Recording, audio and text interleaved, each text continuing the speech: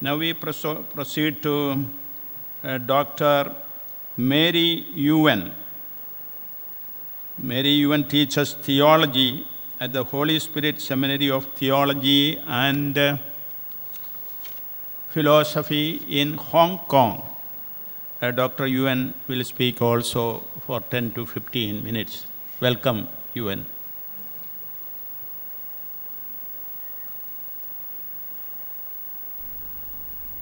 Your Eminence and all the participants of FABC, thank you for inviting me to share with you in this panel with the theme on the role of women for the Church in Asia. I'm Mary Yuen from Hong Kong.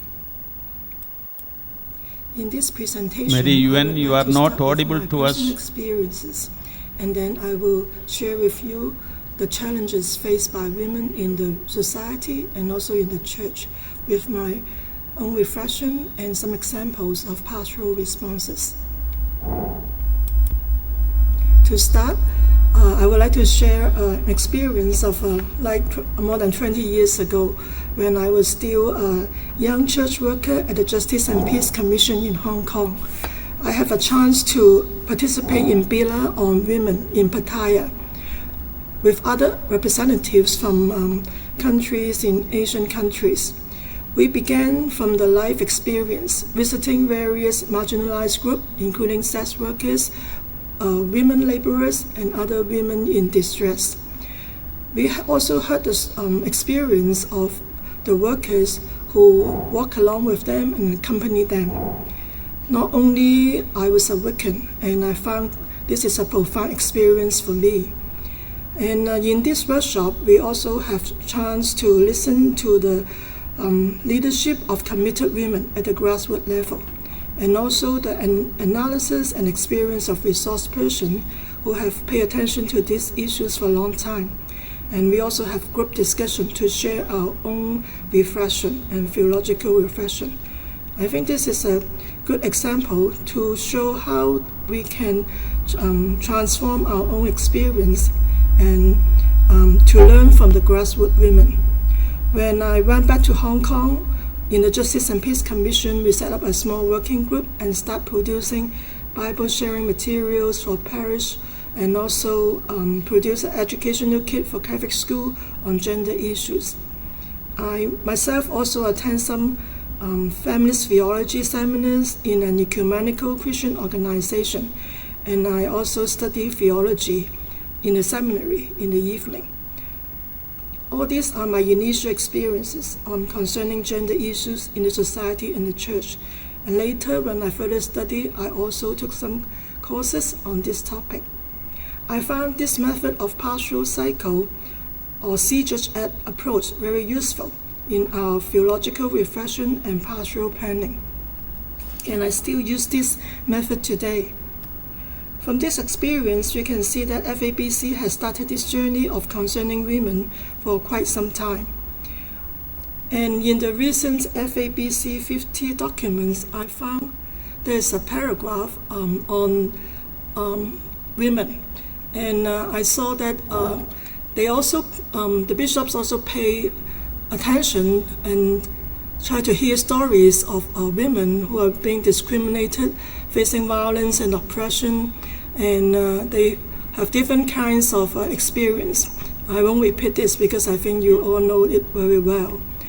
And in addition to this, I would like to share a few points based on my own research which also show the challenges faced by women, including the foreign domestic workers, the migrant women from rural to urban area, and some low-income cleaning workers and abused women. So this example is female foreign domestic helpers in Hong Kong. Especially during the pandemic, we see many domestic workers have been forced to stay in home quarantine with employers because of the nature of their work. And some of them, unluckily, are being fired unexpectedly, unable to return home or return their families of their whereabouts. And many of them also face double or triple workload due to increased cleaning and sanitation needs. Some employers even impose unreasonable hygiene requirements on them. Many helpers are rejected to go out during their day offs because they were afraid being infected and spread to their family. So we see many challenges faced by the foreign domestic workers. So another group is the migrants in China. So the situation may be different because many of them live in rural area and they want to move to the city because they feel they are excluded from participation and developing their potentialities in their rural hometowns. They think they will experience a liberating sense of autonomy from parental, spousal, and other forms of authority, and a broadening of horizons when they migrate to urban areas. However, when rural women arrive in the city, they need to face other new problems. Most of the new jobs in the cities are temporary, physically exhausting, and low status, and often no security and very few welfare benefits. So women may face sexual and harassment or abuse too. So these are some of the challenges faced by women in China. Apart from that, we also see many women street cleaning workers because in Hong Kong, most of the cleaning workers are women. Most of them receive very low income but a very heavy workload, especially during the pandemic. But they are without sufficient protection. So under the serious period of the pandemic, they have a high risk of being infected. And they need to strengthen themselves to voice out what they need.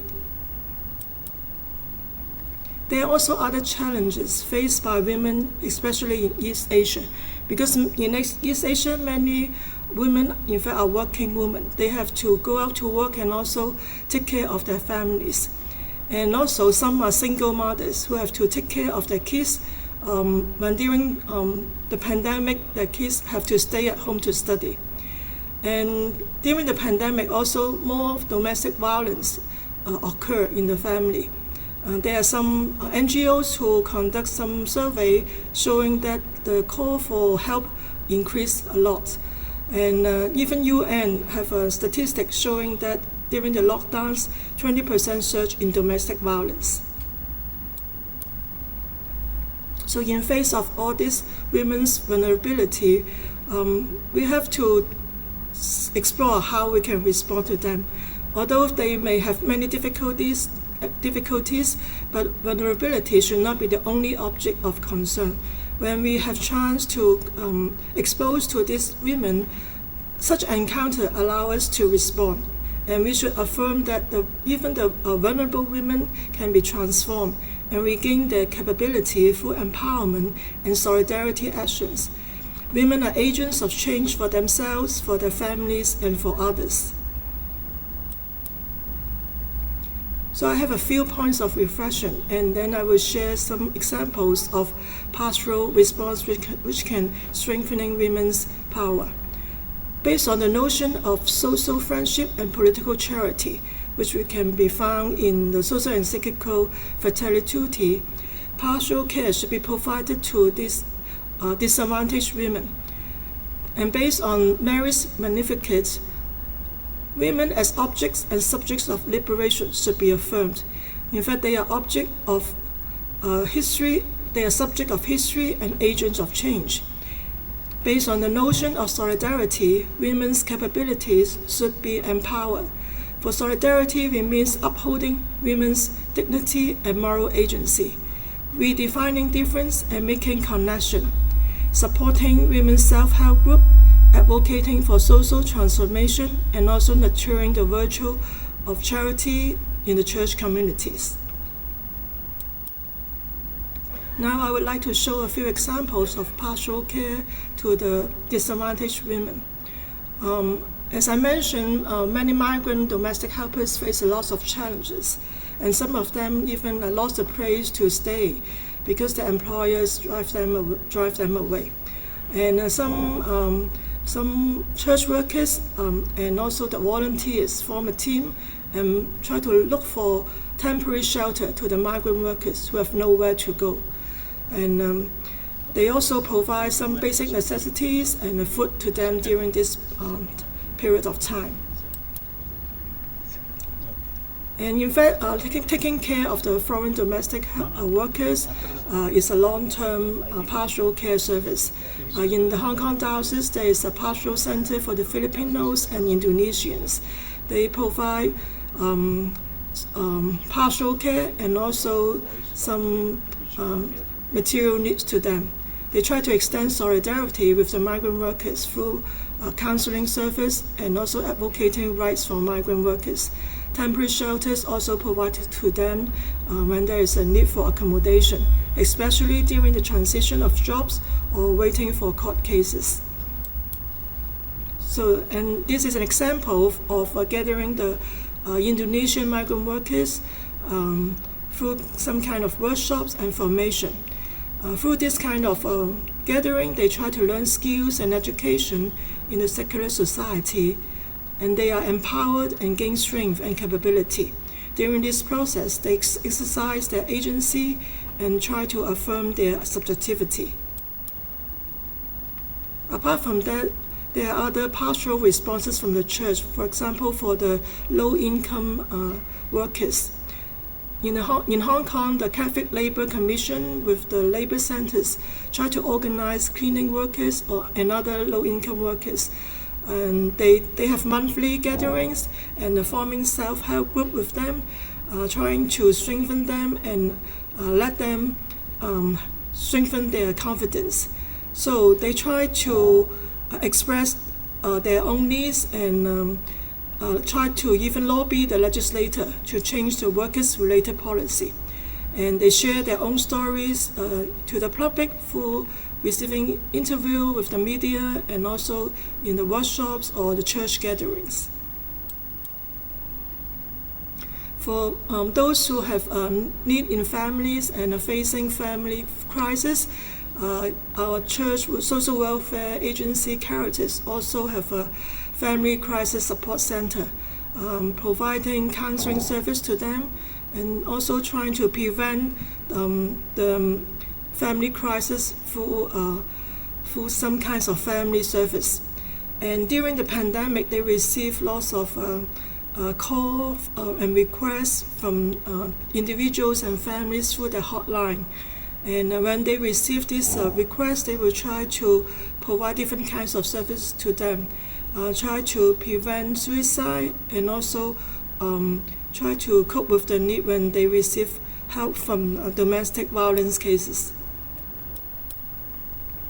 So now we go to another part on the women in the church.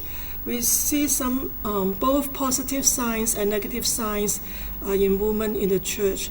For positive signs, we can see there are more women theologians and ministers gathered together to theologize and discuss pastoral concerns, especially, for example, through the Ecclesia of Women in Asia, in which several of us in the panel are also members. Amor is a women religious group, and they gather together to discuss their pastoral concerns.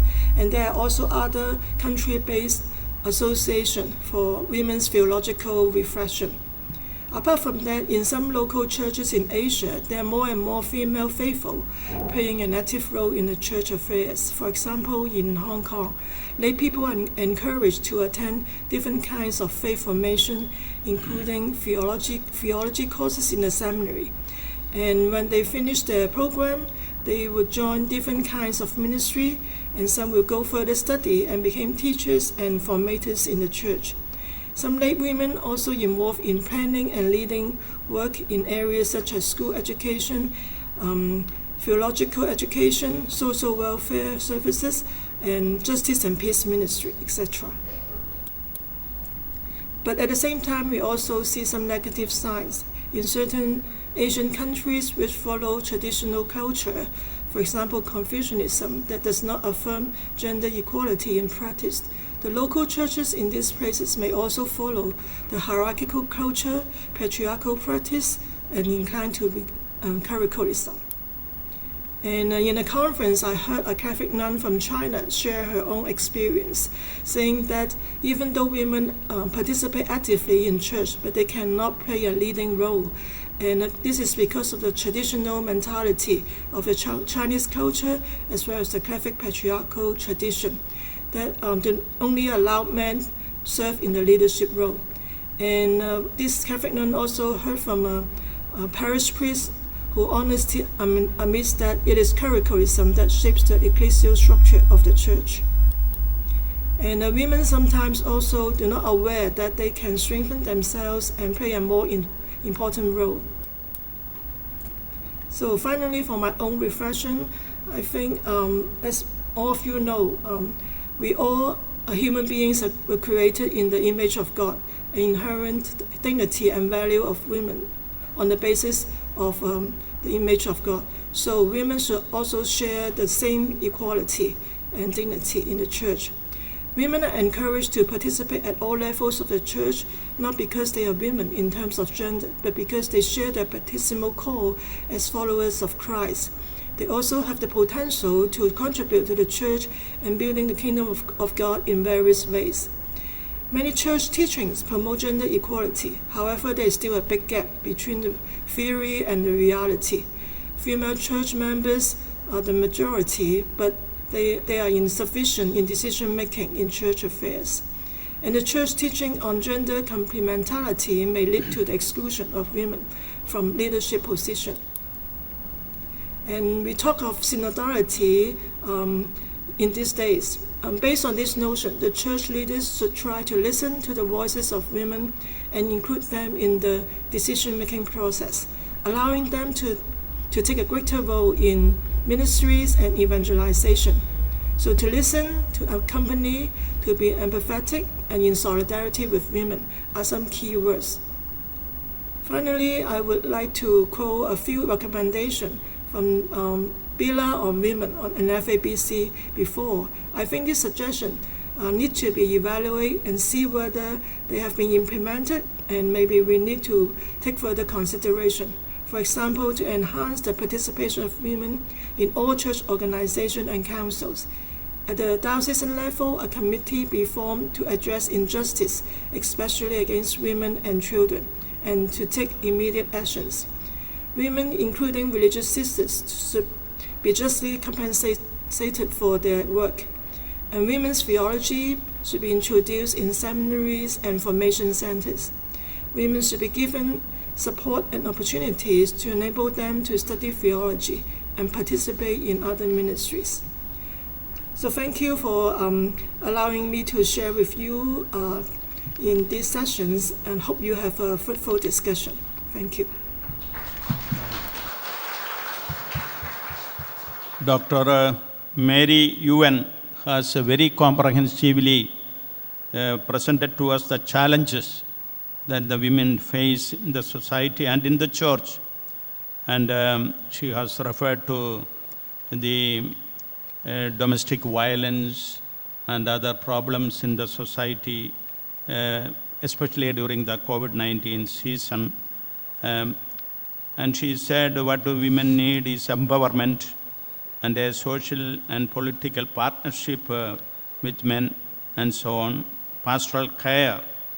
Although she is from Hong Kong, she knows also the situations of other countries in Asia, and she really appreciated the work of Caritas and also the church in the parishes and also in the institutions. But she also remarked that there is some kind of clericalism sometimes coming from the part of the church, and actually she is looking for the empowerment of women in general and also to equality of treatment for women and so on.